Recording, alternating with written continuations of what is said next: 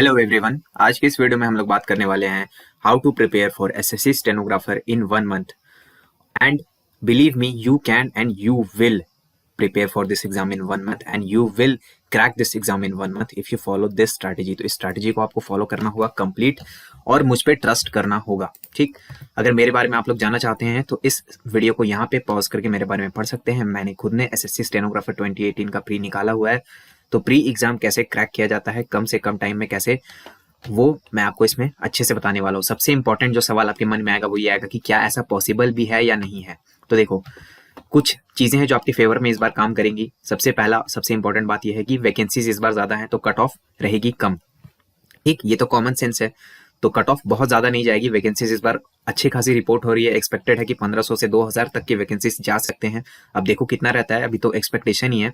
इधर उधर से जो आरटीआई लोग लगा रहे हैं उनसे ही आइडिया मिल रहा है, तो अच्छी खासी वैकेंसीज रहने वाली है। दूसरी बात है कि इस बार बाकी जो दूसरे एग्जाम्स हैं वो भी चल रहे हैं साइमल्टेनियसली, उनका प्रोसेस भी अच्छा चल रहा है, तो बाकी लोग जो आके कट ऑफ बढ़ाते थे उसके चांसेस भी थोड़े कम रहेंगे। अगर आप अच्छे अप्रोच से जाते हो तो आपको एक जॉब के चांसेस रहते हैं, लेकिन आपको अपने एक्सपेक्टेशंस काफी रीजनेबल रखने होंगे। ऐसा नहीं हो सकता कि एक महीने कहीं टाइम लगा करके आपको एकदम टॉप की पोस्ट मिल जाएगी, एमईए मिल जाएगा, बहुत बड़ा डिपार्टमेंट मिल जाएगा, लेकिन हाँ एक अच्छा डिपार्टमेंट मिल जाएगा। जैसे कि इस बार आपको पता होगा कि इनकम टैक्स वगैरह में काफी हेल्दी वैकेंसीज हैं, तो इनकम टैक्स मेरे नजर में तो एक बुरा डिपार्टमेंट नहीं है, बहुत ही अच्छा डिपार्टमेंट है। तो इस सारी जगहों पर अगर आप जाना चाहते हो तो बहुत ही अच्छा मौका है। और एक महीना मैं मानता हूं कि कम समय है, बिल्कुल है, आपको थोड़ा ज्यादा एफर्ट लगाना पड़ेगा, बहुत आपको तकलीफ होने वाली है इस एक महीने में, इतने कम टाइम में अगर आप तैयारी करना चाहते हो। लेकिन अगर आप ठान लेते हो तो तैयारी बिल्कुल कर सकते हो। इसीलिए सेल्फ बिलीफ बहुत बहुत ज्यादा जरूरी है। आपको अपने ऊपर भरोसा होना चाहिए कि मैं कर सकता हूं या मैं कर सकती हूँ। अगर ये सेल्फ बिलीफ नहीं आप में डेवलप हो रहा है तो फिर प्रोसीड मत करना, अपने एक महीना खराब मत करो, किसी और एग्जाम को टारगेट कर लो या नेक्स्ट एग्जाम को टारगेट कर लो। लेकिन अगर चाहते हो कि इस बार ही जॉब लेकर के जाना है, इस बार ही जब वैकेंसीज बढ़ी हुई है, जब सारी चीजें अपने पॉजिटिव चीजें हाथ में आ रही हैं, उस बार ही जॉब लेना चाहते हो, तो अपने ऊपर भरोसा रखना कि मैं कर सकता हूं या मैं कर सकती हूँ। वर्स्ट के सिनेरियो में बहुत अच्छा एक्सपीरियंस लेकर के जाओगे। अगर नेक्स्ट अटेम्प्ट लोगे तो बहुत ही बेहतरीन ढंग से, बहुत ही पावरफुल तरीके से अटेम्प्ट लोगे, और बेस्ट के सिनेरियो में तो आप जॉब लेकर के जा रहे होगे इसी सीजन में, इसी वाले एग्जाम में। तो दुर्गा पूजा की जो एंड है उस टाइम में माँ से आशीर्वाद लो और सिलेक्शन पक्का करो। इंग्लिश की बात करेंगे स्ट्रैटेजी में। देखो, सबसे जो इसका इंपॉर्टेंट पॉइंट है वो ये है कि आपको रीडिंग करनी है हर दिन। अभी आपके पास इतना समय नहीं है कि आप ग्रामर के रूल्स को एकदम समझ समझ के और वो वाले क्वेश्चंस करोगे जिसमें आपको ग्रामर के एरर्स पकड़ने होते हैं। बेसिकली ग्रामर जो है आपको इस तरह से आना चाहिए कि आपको देख करके ऑप्शन सेट करना होगा कि देखने में कौन सा सही लग रहा है, कौन सा इसके साथ सही बैठ रहा है। और ये आपको कैसे आएगा? आपको एक्सपीरियंस से आएगा, और एक्सपीरियंस कहाँ से आएगा? रीडिंग से आएगा। तो अभी आपको रीडिंग करनी होगी ज्यादा से ज्यादा। उसके लिए आपको एडिटोरियल्स पढ़ने हैं, और यहाँ पे और हो गया, माफ करना, यहाँ और नहीं एंड है, इस चीज को एंड करना होगा। तो एडिटोरियल्स एंड कॉम्प्रिहेंशन वाले जो क्वेश्चंस होते हैं प्रीवियस ईयर के, अब एडिटोरियल्स किसके पढ़ोगे? तो एडिटोरियल्स आप पढ़ोगे न्यूज़पेपर्स के, इंग्लिश न्यूज़पेपर के एडिटोरियल्स आपको मिल जाएंगे। वो आपको लेना है, रीड करना है, एटलीस्ट 30 मिनट तो रेगुलरली रीड करोगे। मतलब 30 के 30 दिन आपका हर दिन ये काम तो होना ही होना चाहिए। दिस इज लाइक वर्शिप, ये आपकी पूजा की तरह होगा। हर दिन सुबह उठ के जब आप पूजा करते हो या फिर खाना खाते हो, उस तरह से ये मैंडेटरी होना चाहिए कि आप हर दिन एडिटोरियल्स को पढ़ोगे ही पढ़ोगे। आप एडिटोरियल्स पढ़ोगे और कॉम्प्रिहेंशन वाले क्वेश्चंस करोगे। 30 मिनट्स मिनिमम है, इससे ज्यादा दो तो बहुत ही बेहतरीन बात होगी। इससे क्या होगा कि आपके कॉम्प्रिहेंशन वाले सारे सवाल आप बहुत ही अच्छे तरीके से कर पाओगे, टाइम उसमें बिल्कुल बर्बाद नहीं होगा। दूसरी बात ये होगी कि आपका ग्रामर इससे भी काफी ज्यादा इंप्रूव होगा, क्योंकि आपके पास अभी ग्रामर रूल्स का टाइम नहीं है। नेक्स्ट, आप लास्ट 5 से 10 साल के एसएससी के वोकैब वाले सारे क्वेश्चंस को अच्छे से करोगे, कोशिश करोगे कि इनको याद हो जाए, लेकिन इनके ऊपर स्ट्रेस नहीं डालोगे कि अगर याद नहीं भी हो रहा है, एटलीस्ट आपको अच्छे से देख करके जाना है लास्ट के 5 से 10 साल के वोकैब वाले क्वेश्चंस एसएससी के। एसएससी में ध्यान रखना सारे एग्जाम्स आ जाते हैं, सिर्फ स्टेनोग्राफर नहीं आता। सीजीएल, सीएचएसएल, एमटीएस, जो भी मेजर एग्जाम्स के अंदर वोकैब के क्वेश्चंस आ रहे हैं, आपको प्रीवियस ईयर वाली जो कलेक्शन की आप जो भी किताब फॉलो कर रहे होगे, जिसमें प्रीवियस ईयर के चैप्टर वाइज दिए रहते हैं, उसमें आपको मिल ही जाएगा। बहुत सारी फेमस बुक है, बुक बता के मैं टाइम वेस्ट नहीं करूंगा, बुक के ऊपर ऑलरेडी वीडियो बना हुआ है, तो आप वहां से जाकर के देख सकते हो। इसमें वोकैब में क्या चीजें आ जाती है, सिनोनिम्स आ जाता है, एंटोनिम्स आ जाता है, एंड इडियम्स, फ्रेजेस आ जाता है। इसमें अभी तक तो वन वर्ड सब्स्टिट्यूशन नहीं पूछा जाता, ठीक है, तो वो उसको आप नहीं करने हैं, उसको आपको स्किप कर देना है, वो आप स्किप करके जा सकते हो। तो लास्ट 5 से 10 साल के आप वोकैब वाले सवाल करोगे सारे के सारे। कोशिश रहेगी आपकी कि आपको एटलीस्ट 5 साल के पूरे याद हो जाने चाहिए, लेकिन अगर याद भी नहीं होता तो मल्टीपल टाइम्स रीडिंग करने से भी काफी बेनिफिट होगा।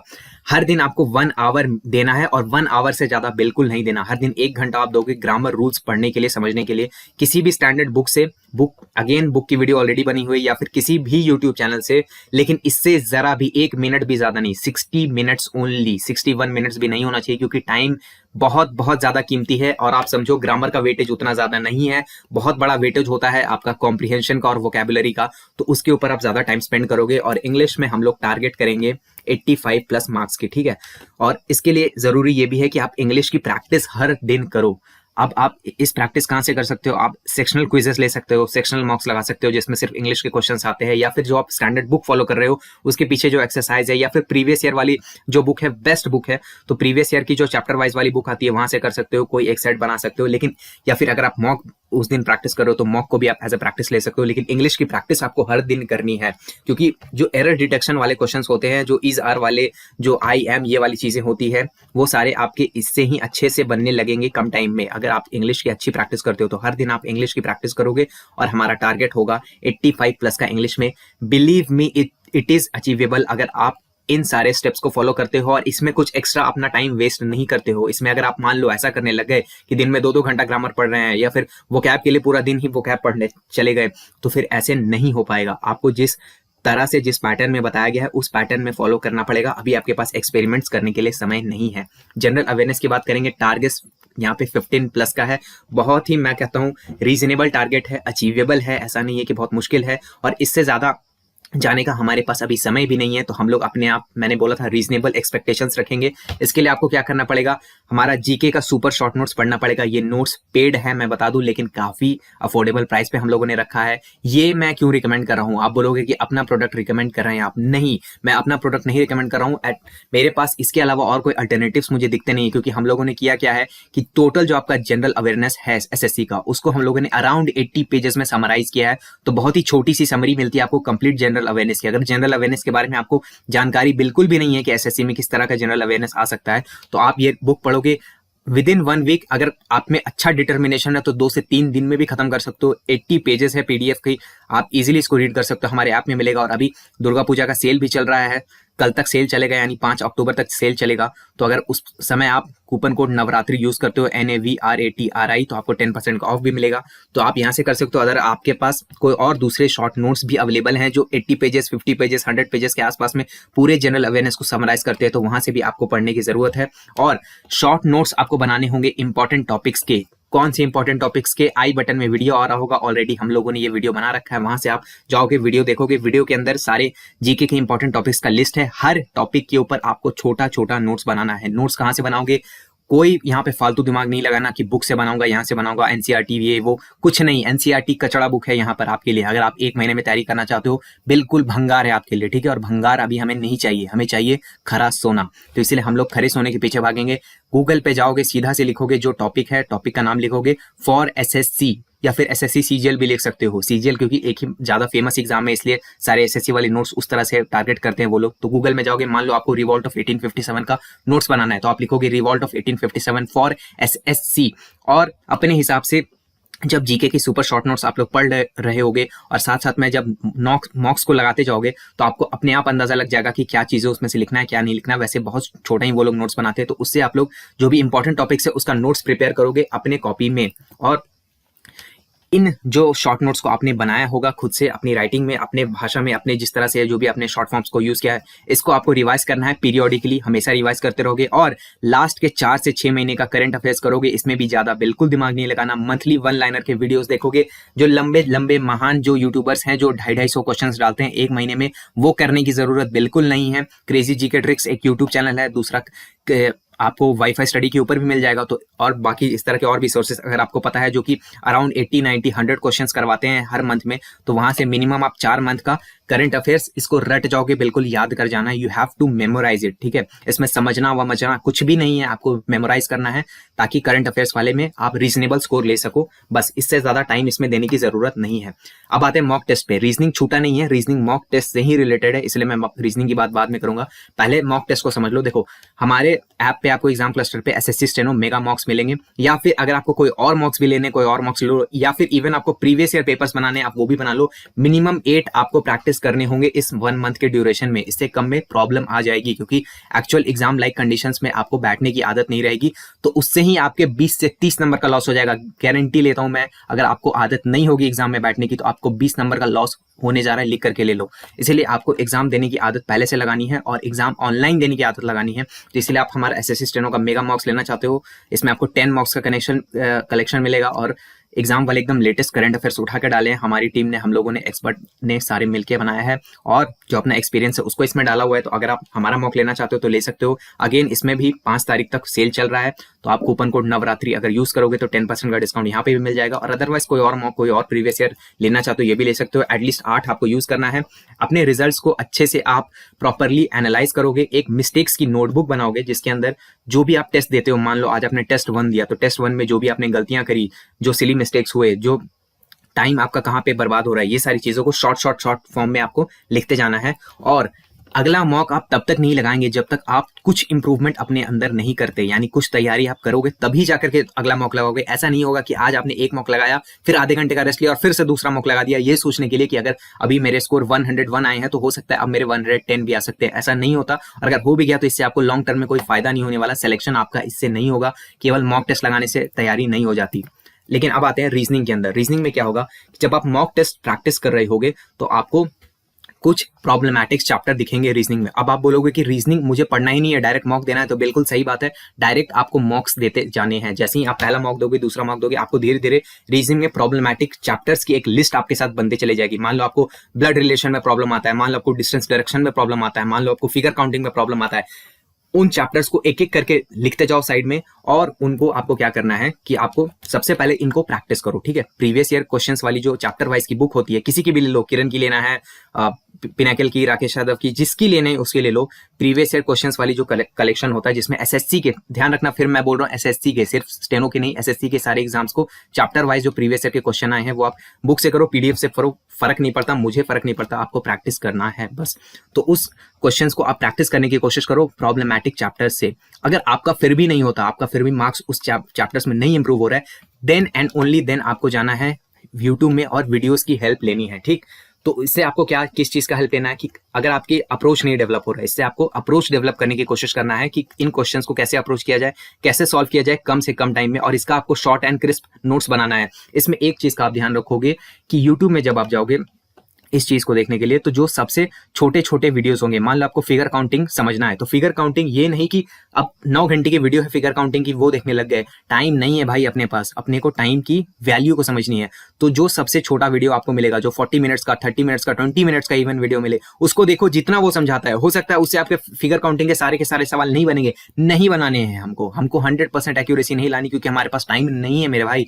तो इसीलिए आपको ऐसे टॉपिक्स, ऐसे टीचर से पढ़ने हैं यूट्यूब में जिन्होंने सबसे कम टाइम में पढ़ाया हुआ होगा, ठीक है। तो उनसे आपको पढ़ के क्रिस्प एंड शॉर्ट नोट्स बना लेने हैं, और इनको हम लोग बाद में रिवाइज करेंगे। टारगेट हमारा इसमें क्या रहेगा, 45 प्लस का। अगेन वेरी रियलिस्टिक टारगेट, इसमें आप ऊपर नीचे भी होते हैं, इसलिए मैं थोड़ा थोड़ा ऊपर लेकर के हम लोग टारगेट रखेंगे, ताकि आप मान लो एग्जाम में क्वेश्चंस कुछ ऊपर नीचे हो जाता है, कुछ टफ शिफ्ट आपका पड़ जाता है, तभी नॉर्मलाइजेशन से आपको फायदा हो जाए, इसलिए मैं इसकी बात कर रहा हूँ। फाइनल कुछ टिप्स की बात करूंगा, तीनों सब्जेक्ट मैं बता चुका हूँ। देखो, लास्ट के जो 3 से 5 दिन रहेंगे, 3 दिन अगर आपके तैयारी थोड़ी कम चली है, और नहीं तो 5 डेज काफी मतलब आइडियल है। इसमें सिर्फ और सिर्फ आप रिविजन करोगे कॉन्फिडेंस लेवल के हिसाब से। कॉन्फिडेंस का कहने का क्या मतलब है कि अगेन 3 दिन अगर आप काफी ज्यादा कॉन्फिडेंट फील कर रहे हो कि मुझे रिवीजन के लिए उतने ज्यादा समय की जरूरत नहीं है, और अगर 5 दिन अगर आपको लग रहा है कि थोड़ा और रिवीजन के लिए मुझे टाइम चाहिए, तो आप 5 दिन का रिवीजन का टाइम ले सकते हो। इसमें क्या करोगे, अपने नोट्स को रिवाइज करोगे, जो भी तीनों सब्जेक्ट के लिए आपने नोट्स बनाए हैं, प्लस अपने मिस्टेक्स की जो कॉपी बनाई है उसको रिवाइज करोगे, प्लस जो मॉक्स में आप क्वेश्चंस को गलत कर रहे थे उनको ज्यादा से ज्यादा रिवाइज करने की कोशिश करोगे कि ये क्वेश्चन मुझे क्यों गलत हो रहे हैं, या फिर जो क्वेश्चन आपसे नहीं बन रहे उनको भी बार बार आप गो थ्रू करते चले जाओगे। इसलिए आपको ऑनलाइन फॉर्म में मॉक्स लेना बहुत जरूरी है। पन्ने पलटने हैं। पन्ने पलटने का क्या मतलब है कि जो आपने नोट्स बनाए हैं, उन नोट्स वाली कॉपी को जितनी बार उसके पन्ने पलटोगे, कॉन्फिडेंस आपका उतना ही बूस्ट हो जाएगा। और ये जो एग्जाम है, ये कॉन्फिडेंस का एग्जाम है, ये नॉलेज का एग्जाम नहीं है। 1 महीने में आप उस इंसान को भी पछाड़ सकते हो जो 2-2 साल से तैयारी कर रहा होगा, क्योंकि वो महामूर्ख होगा, वो सिर्फ और सिर्फ इंग्लिश के नाम पे ग्रामर पढ़ता है। उस बेचारे महामूर्ख को ये पता ही नहीं है कि जीके का जो वेटेज है वो ग्रामर का कितना वेटेज है, वोकैब का कितना वेटेज है और कॉम्प्रिहेंशन का कितना वेटेज है। वो कॉम्प्रिहेंशन में हर बार क्वेश्चंस गलत करके आता होगा, जबकि कॉम्प्रिहेंशन में इजीली आप 100% की एक्यूरेसी मार सकते हो। कोई एकदम हलवा लेवल के सवाल आते हैं एसएससी के अंदर, तो वैसे लोग होते हैं जो कि हमेशा इंग्लिश के नाम पे ग्रामर पढ़ते हैं, तो उनको आप आराम से आउटस्मार्ट कर सकते हो इस एग्जाम में। तो 1 महीने बस पन्ने पलटने हैं, लास्ट के 3 से 5 दिन में अच्छे से पन्ने पलटो, कॉन्फिडेंस बढ़ेगा, आराम से एग्जाम निकालोगे।